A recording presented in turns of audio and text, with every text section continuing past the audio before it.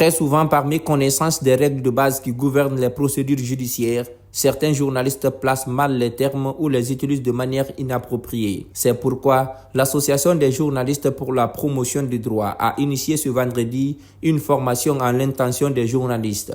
Cette session vise à corriger les lacunes souvent constatées dans le traitement médiatique des affaires judiciaires. Vous savez, dans la croyance populaire, le journaliste est considéré comme celui-là qui connaît tout. Donc, vous n'êtes pas sans savoir que dans nos foyers, dans les rues, dans nos lieux de travail, on dit souvent « Ah, j'ai appris ça à la radio, j'ai lu ça sur un site ou j'ai suivi ça à la télé ».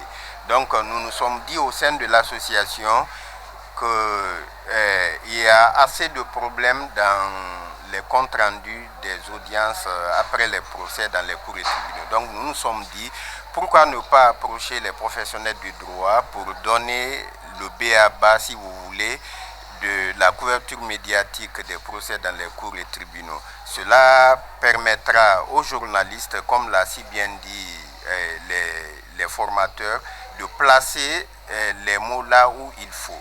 Des erreurs qui peuvent avoir pourtant de lourdes conséquences, notamment sur la présomption d'innocence et le respect des droits des justiciables. Lorsqu'un journaliste dit par exemple les présumés malfrats, les présumés violeurs, les présumés assassins, ce sont des termes attentatoires, n'est-ce pas, à la présomption d'innocence. Il vaut mieux appeler les choses par leur nom. Une personne poursuivie à l'enquête de police est appelée suspect. Une personne contre laquelle le juge d'instruction a décidé d'informer en retenant qu'il y a des indices graves et concordants qui soulignent sa participation à une infraction, l'intéressé est appelé inculpé.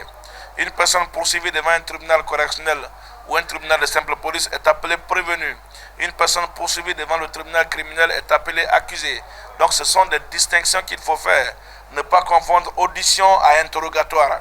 C'est des termes qui doivent être utilisés à leur place. Au cours de cette première journée de formation, les participants ont exploré les différentes étapes du procès pénal, depuis l'enquête policière jusqu'au jugement. Un accent particulier a été mis sur la distinction entre les diverses appellations des personnes impliquées dans une procédure judiciaire. Le supposé suspect, le supposé assassin, des choses, ce sont des termes qu'il faut éviter comme ce qu'ils ont dit. Personnellement, je ne le savais pas, mais ils le disent que d'éviter. Parce que quand on dit supposé, qu'on dit supposé assassin ou supposé voleur, là, on attribue tout de suite la culpabilité de la personne sans qu'elle ne soit jugée. Donc ça, c'est une bonne chose que j'ai appris et que voilà, j'aimerais que les confrères prennent note de ce qu'ils ont dit et qu'ils se remettent en question.